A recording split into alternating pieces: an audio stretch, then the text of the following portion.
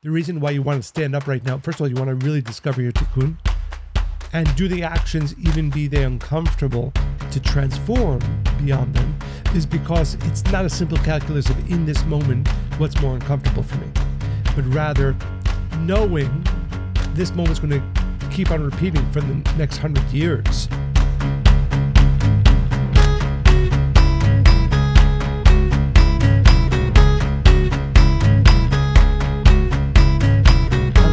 Welcome to Spiritually Hungry. We are going to pick up where we left off last week and talk further about the Kabbalistic concept called tikkune. And I think we really struck a chord with our listeners. We got a lot of emails and questions and comments. So I love that. Yeah, I'm happy we sparked inspiration and hopefully change. So let's spark some more. So where we left off last week, I believe, is we asked our listeners the question, have you ever? And we gave a few scenarios. Have you ever been in a situation where you left one relationship for a variety, did we do this? I think we did. For a variety of reasons. I trust you completely. Only to get into another relationship and the person had the same kinds of issues. Or left a friendship because the person belittled you and you didn't want to keep space with them anymore, and then only to find yourself in another friendship with somebody else experiencing the same thing. And then we gave an example about having a boss who's a tyrant. So let's unpack that example, the boss. So for instance, if somebody's tikkun is to learn to stand up for themselves, if you now look at your experience with your boss, who you see as a tyrant, understanding that your tikkun is to learn to stand up for yourself, you'll now see this as an opportunity to exercise exactly that. And by the way, if you are this person who has that experience with your boss, I would also say, look at your experience in your relationship with your spouse, or maybe your mother-in-law. Do you find her overbearing? Do you find your spouse demanding? Because what's going to happen is, if we're really looking, the area that we identify as something that is really challenging for us, we will find little sprinkles of that in other areas of our life, all set up for the opportunity for us to, the universe is basically screaming at us, learn to speak up for yourself. Now, conversely, let's look at the person who always stands up, right? They probably need to learn to sit down. So if they are the one who is the loudest in the room, always voicing their opinion, cutting people off mid-sentence to express what they need to, having really strong boundaries all the time, sometimes when you don't even need it, that person might want to consider their own relationships, because I would bet that looks something like this. Your relationship with your partner isn't that great because they're too sensitive. You don't keep a lot of friendships because they have too much expectation. You don't love where you work or your boss because they're incompetent, because you could do it better, because you always know. So in that scenario, it's an opportunity to learn to sit down. So that's just one example, but you could look really, if you want to say, okay, what is my tikkun? And that's a funny thing. So many times people ask me, what's my tikkun? I'm like, you don't actually have to ever ask that question, because your tikkun's going to find you again and again. Well, if you're open to seeing it that way. Right. And what I would add is that it really behooves us. I love the word behoove. Yes. To find what that is, because like you said, not only will it keep on happening. So, because I think I always like to, to create I think the inspiration or the impetus to change. And sometimes the calculus is, well, this is, experiencing this now is uncomfortable, but for some people, why aren't they standing up for themselves, for example, and confronting, for example, is because they feel, or they think, or may even be true, that confrontation will be more uncomfortable than remaining in their current state of non-confrontation. And if the calculus is about the moment, they might be right.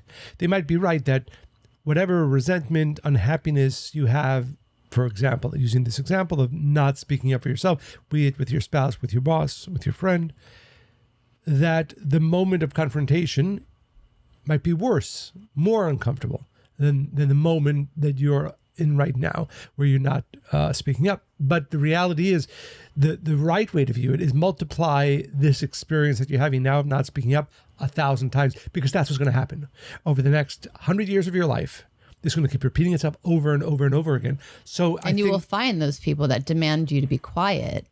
Well, you'll be found in situations, exactly, because your tikkun is going to keep on coming back. So I think, again, what I hope to inspire within our listeners, the reason why you want to stand up right now, first of all, you want to really discover your tikkun and do the actions, even be they uncomfortable, to transform beyond them, is because it's not a simple calculus of in this moment, what's more uncomfortable for me, but rather knowing this moment's going to keep on repeating for the next 100 years. That makes it a much easier decision. And it's interesting too. I find this, especially with women, but I'll get the comment a lot like, oh, I don't know how to say this thing, or I don't really have a voice. And they recognize, I think I hear it a lot because they're like, oh, you sound like you have such a strong voice and I wish I could express myself like that. And I always tell them I did not come into the world like that at all. I was one of those people that muted my own voice and raised the volume up on everybody else's voice and opinion. And I really had to fight to find my voice. And I think that that's the danger, really. If you don't challenge yourself to say, okay, I know this is so uncomfortable for me, because again, if it's my tikkun and I understand all these people are set up in front of me, not just to make me aggravated, but to wake me up, learn to stand up for yourself. If you don't do that, you actually forget that you have a voice in that example, and you stop desiring to find it because it's just all too overwhelming. And I would add one more element to this, I think, for inspiration and clarity.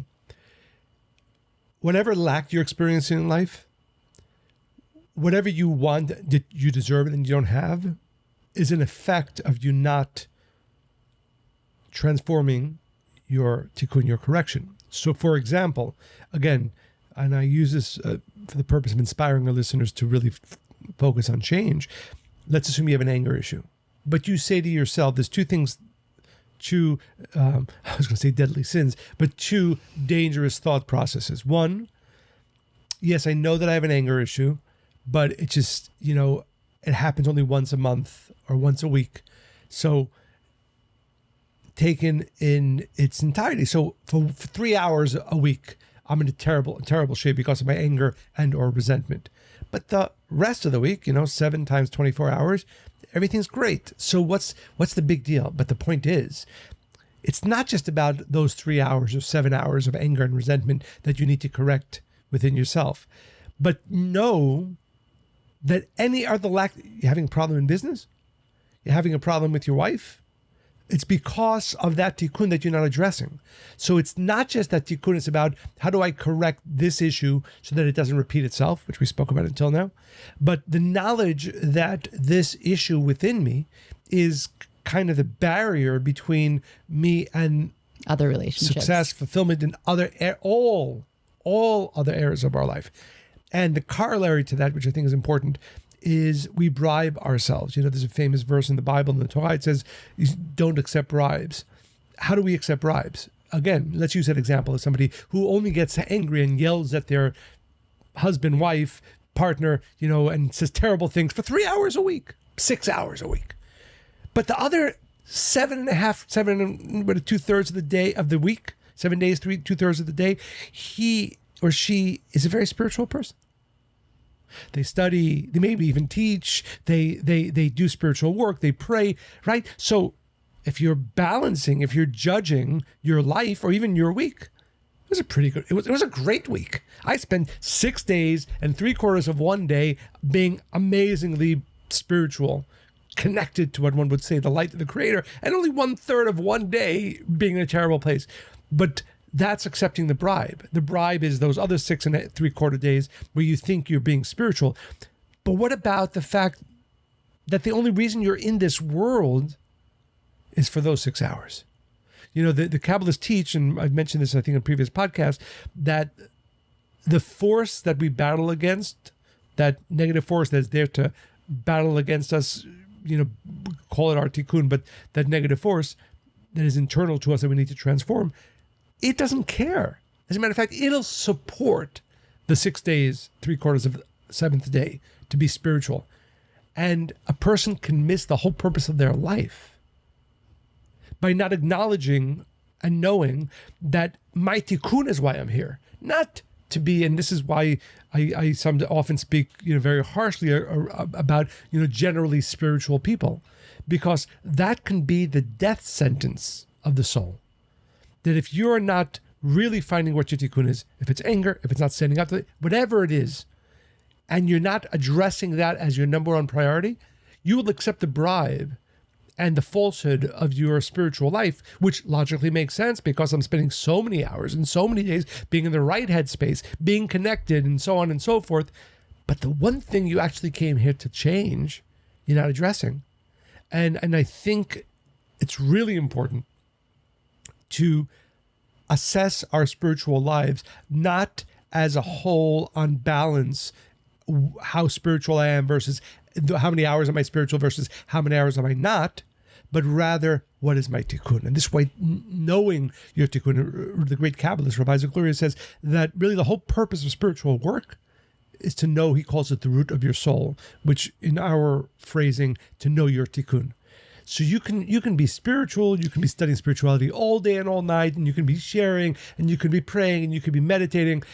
Means, again, I don't want to say means nothing, because everything means something. But in the view of your purpose of your life, it means very little. We spoke about this briefly yesterday, not even related to the podcast, but I work with a lot of couples especially, and they fall prey to this exact thing, because usually their partner is what they've identified their tikkun to be in some form or another, because our partners are our mirrors. So it's obviously going to shine on to, if we're paying attention, what we really need to work on. But there's one particular couple where the man says that, I'm spiritual. I'm working on myself all the time. I don't know about you, but I am. And by the way, he is. That's the funny thing. He is. Yeah, it's not a lie. He's giving and he's caring and he does the hard spiritual work and he's approaching change and he really makes so many demands of himself to be a better person, except in the relationship. And then he uses all of that good to say, hey, I can't be the problem because I'm spiritual. And you can see this being like the trick, right? That this thing is held over us and it stops us because in truth, being kind to strangers, being kind to, people who are in pain and need some, people even donate a kidney, right? Like I am going to be this altruistic person, and that's great. And that's beautiful. But then the relationships or the experiences, the things we deal with day in and day out that are clearly in our movie for our specific reason that we need to discover, that's too hard. That we actually don't feel like we need to show up. That needs to be removed. And I'm going to be spiritual in all these other areas of my life. It is, I think, one of the biggest tricks that the negative side has over us. For sure. And I think, and I want to underscore something you said, which I think is really important as well. I'm sure, and I know I hear this from you and when you're working with couples, is that the husband or wife, the spouse, the partner can say, I'm such a great husband, such a great wife. 6 days of the week, I don't think that I've never heard anybody even lie like that. 55% of our marriage, Maybe, 55% of the marriage. Or they find their value to be really exceptional. And like, I bring this to and I do this to the relationship. Yes. And they say, so this little 10%, let it go. Like, and the point is, and I think it's really important understanding, your relationship, whether, and we've spoken about this in previous podcasts, whether it's meant to last, not meant to last, is a whole other conversation. But the things that are coming up in your relationship that your spouse is pointing out to you, they are yours. You need to change them, whether or not you are married to this person or not. You happen to have the gift that somebody is bringing your tikkun to you and saying, look, this is why you came to this world. And that message is true whether your wife is experiencing it or not. It happens to be that your husband or wife is experiencing it and they're bringing it to you. And therefore the need to change is not because, look, but I'm the 80% a great husband. Why are we even talking about the 20%? No, because you need to forget about what your wife or husband want. You, for your life not to have been wasted, you better be focused on that 20%.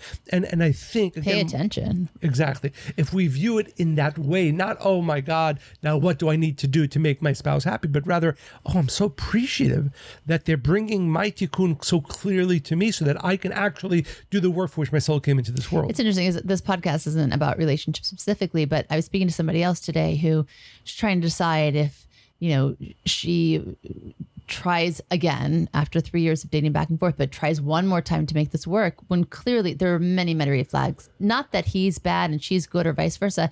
He's not interested in spirituality at all. And he's also not interested in doing any work to improve the relationship. None whatsoever, not conventionally, not with therapy, not in any capacity. And I'm saying to her, but your personality, your essence, your soul is the opposite of that. Like, do you think you're going to be happy in this relationship? And she's like, well, I don't know, like spirituality, and she knows it matters, but it's a complicated thing. But I think that's why having spirituality in a relationship is so incredibly important, because if not, you're not even speaking the same language. That's not even the same playing field. And then it becomes really even more tricky to be able to work on your tikkun in that relationship. It's like an added layer, just as an aside. Right. One of my favorite examples to explain and unpack tikkun is from the movie Evan Almighty. I thought you were going to say, I was going to share something from the Zohar, but go for Evan Almighty. Oh, sweetie, we got to bring it out to the world in all kinds of different ways. People understand and hear things in different ways. Absolutely. It's a movie where Steve Carell plays Noah and Morgan Freeman plays God. And that's such a great God voice, by the way. And he says to Noah, he's like, do you think if you want to learn to be patient, God just gives you patience, or does God give you opportunities to become patient? If you want to become courageous, do you think that I just make you courageous, or do I give you opportunities to practice that and become courageous? Or if you want to have better relationships, do you think I zap you with warm and fuzzy feelings? No, I give you opportunities to learn to love more. And it's just so simple, right? That is, if you look at it like that, you're like, oh, okay. What is it that I know I'm being called to do? Or really, if I'm honest with myself, who I want to become. And based on that, then you see everything as this is just a playing field that we're in. Yeah, absolutely. I mean, what does the Zohar say? Well, no, I was going to use a different example. It's a different view, because once you understand tikkun, which means very basically, as we've said in previous podcasts, this podcast, that there are specific things that I came to this world to change and correct. It gives you a whole new view, appreciation, understanding of the people and the situations you find yourself in.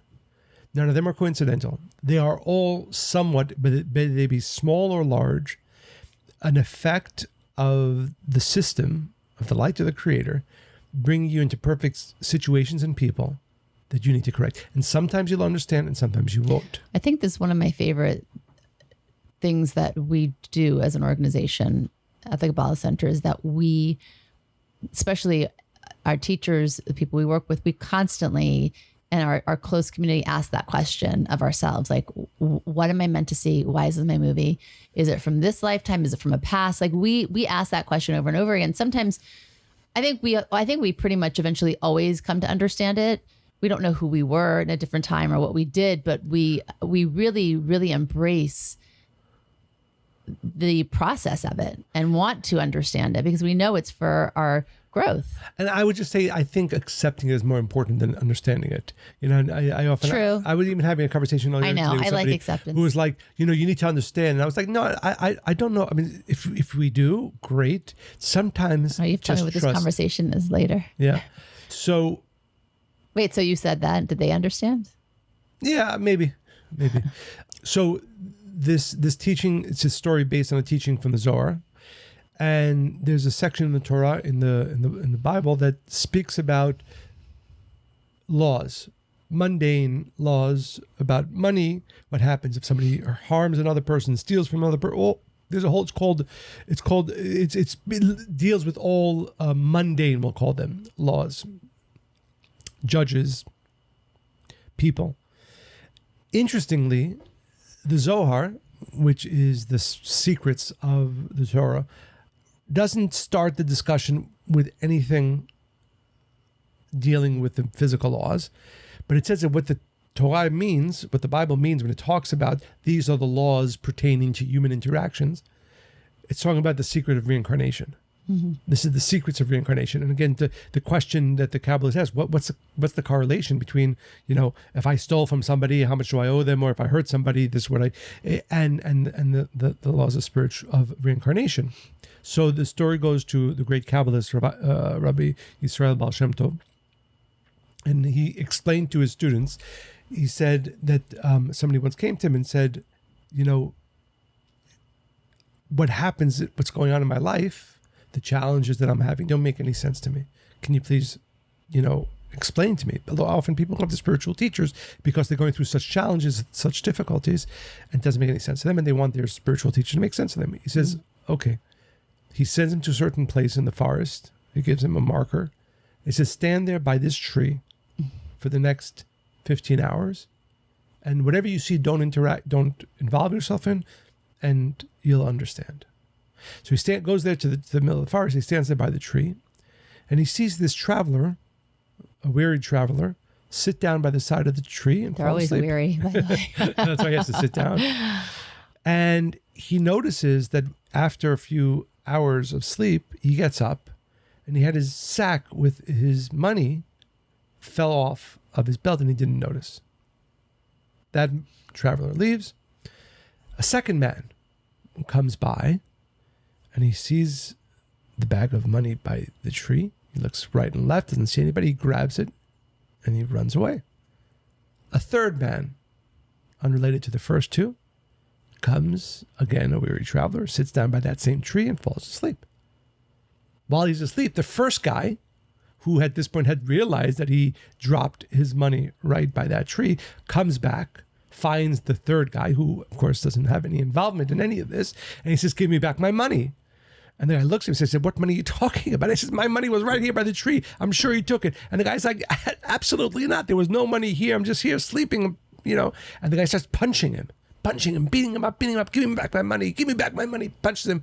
By the way, how many times do we make assumptions like that in life, right? Not that severe, but well, still. All of our assumptions, So whether we're aware of it or not. And he goes away. So the student comes back to the Baal Shem Tov. He says, I wanted you to explain to me why things happen. Now things seem even worse, right? The first guy lost money for no reason. The second guy made money he didn't deserve for no reason. And the third guy got beaten up for no reason. So not only I have the questions about why my life and all the chaos and challenges that I have don't make any sense to me, now I have three more people whose life and challenges and chaos doesn't make any sense. So the Baal Shem Tov says to him, he says, let me explain to you what happened.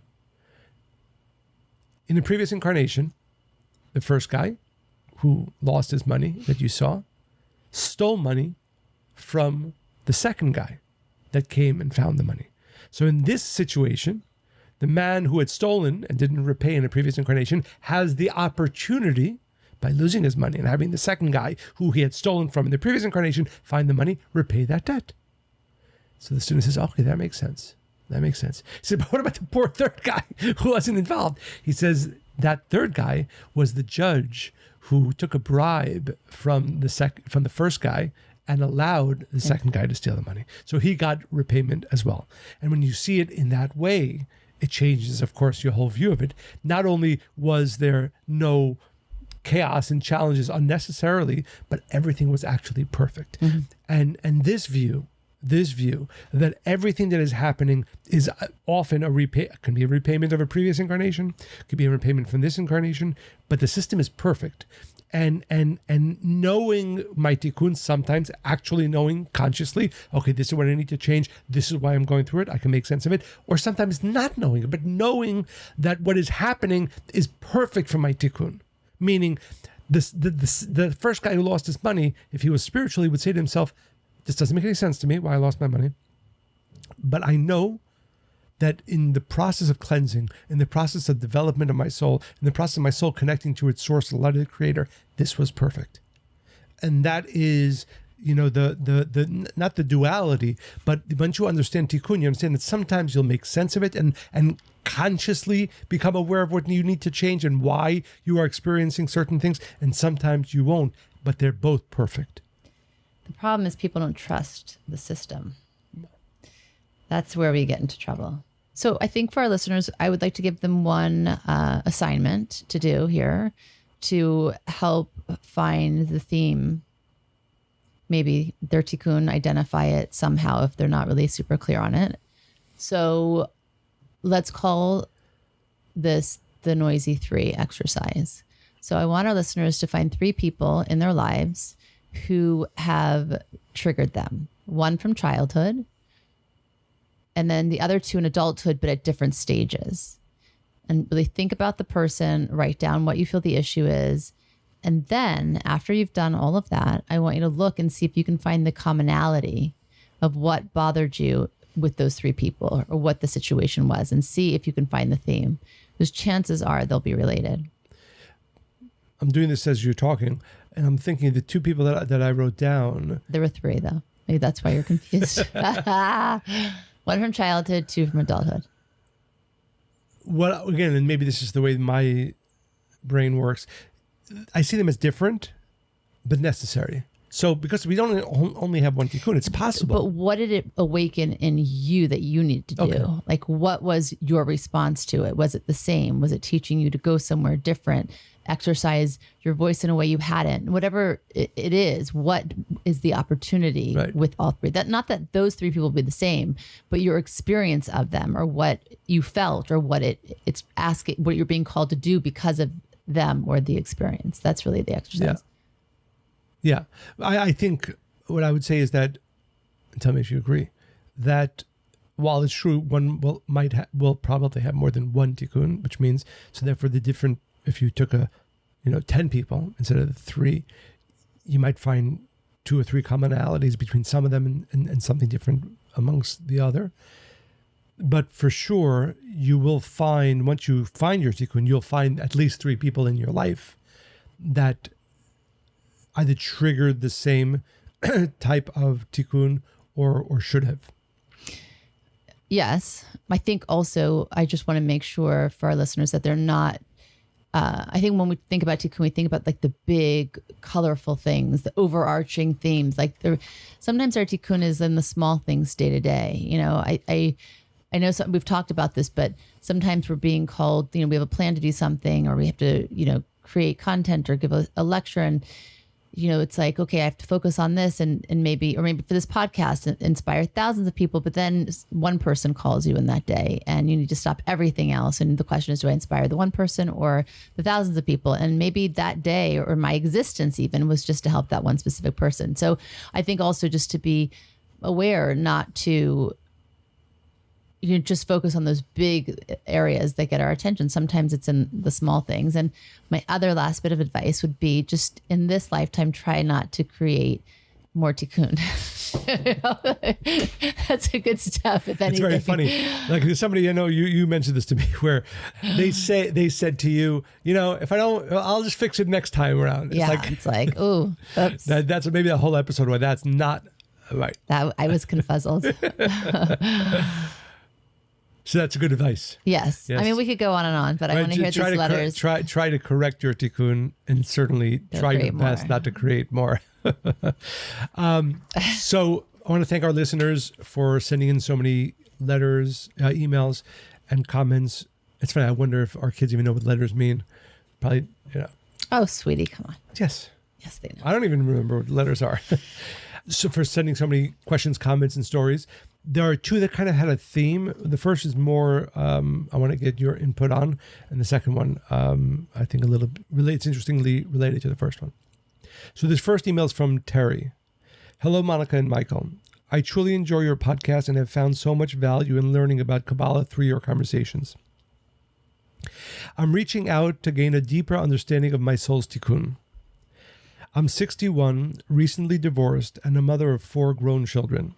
I was married 3 times, with my most recent marriage lasting 20 years. Although we didn't have children together, I was deeply devoted, perhaps even overly so. Over time, I realized I was giving far more than I was receiving, and 2 years ago, I made the difficult decision to leave.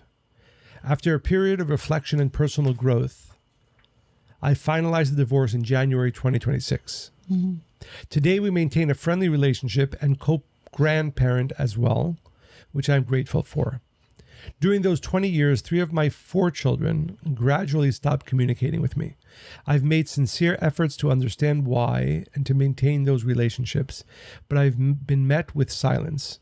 I've come to accept that they are adults and I cannot control their choices or actions, though it has been deeply painful. As I've reflected on my life patterns, I've started to feel that my tikkun may center around self-love and releasing control. Looking back at my relationships, I notice a pattern. The men I committed to were often emotionally or situationally unavailable, whether still married, in parentheses, those separated, or struggling with addictions. I accepted these circumstances and gave fully, yet often found that I was not their priority. With my children, I sensed that They may have held high expectations of me as they became adults. And when I couldn't meet those expectations, I became the source of disappointment. I feel there is something deeper here for me to understand and grow from. I would truly appreciate any insight you might offer on how to better understand and work through my tikkun. Thank you for the work you do. It's making a meaningful impact. Warmly, Terry. So first of all, before Monica, I want you to, to really share what your thoughts are.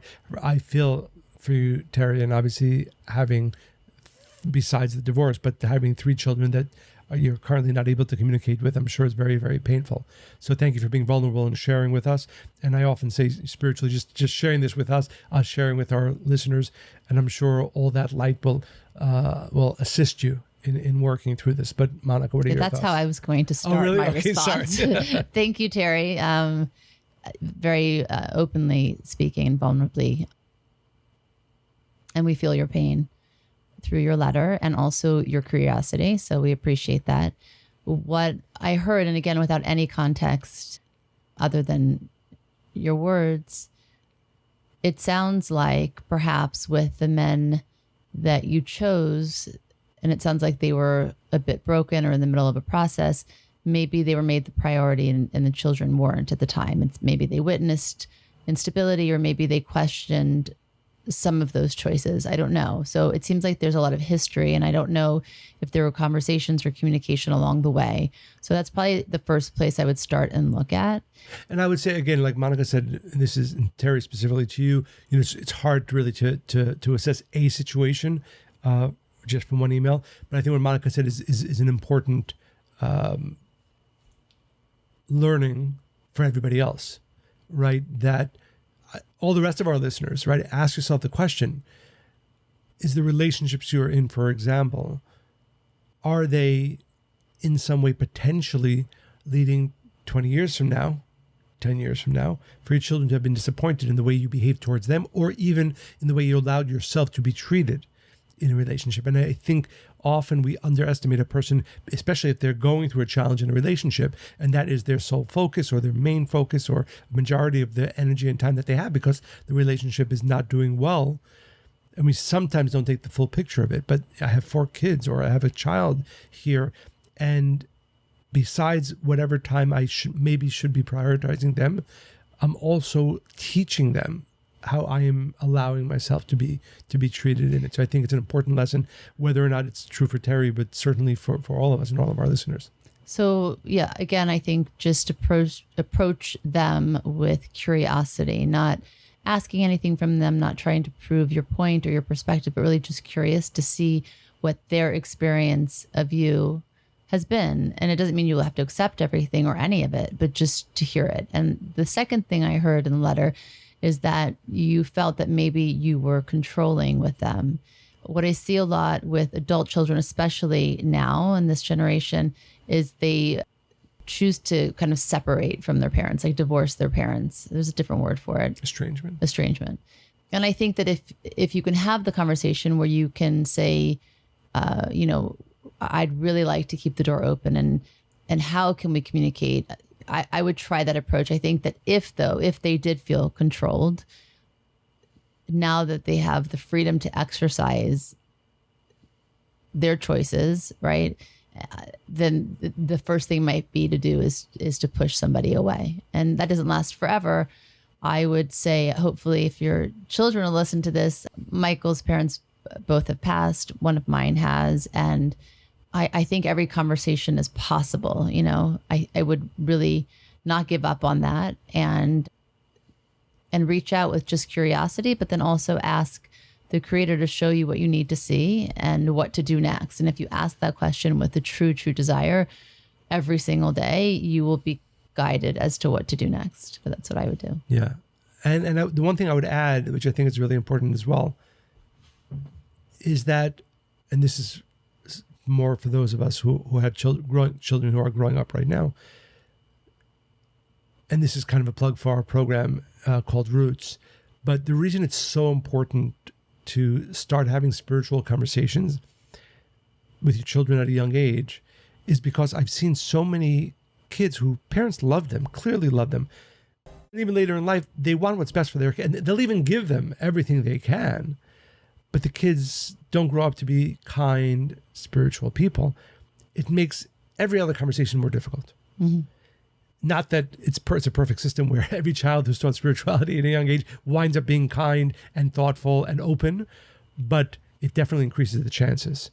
So besides the fact that I think every child should learn spirituality from a young age because it's just better for them and the adult that they will be, I think even selfishly parents should say the reason I need my kid to be studying spirituality at a young age and at least starting to have these conversations, whether you use the Roots program, which we have at the Kabbalah Center, or whether you just do this on your own, is because there's a much greater chance that when challenges happen, and every family has them, there'll be more of an openness to conversation. And they can see it exactly in layers, that it's not this one, it's not about this thing. You know, what else does it mean? Why are you my mother or my father? Why am I the child? Like, it just gives a real meaning, depth to all of our relationships and experiences.